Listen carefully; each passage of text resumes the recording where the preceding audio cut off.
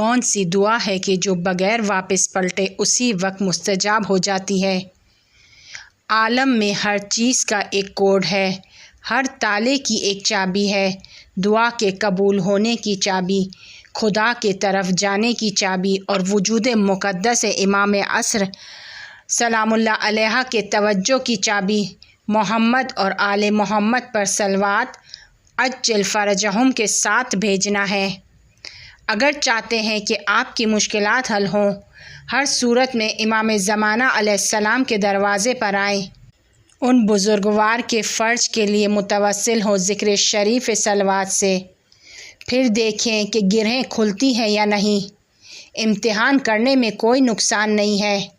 जो भी है इस सलवात में है, ख़ास तौर पर सलवात की जो हज़रत के ज़हूर के ताजील के लिए हो और ख़ुद उनके लिए भेजी जाए।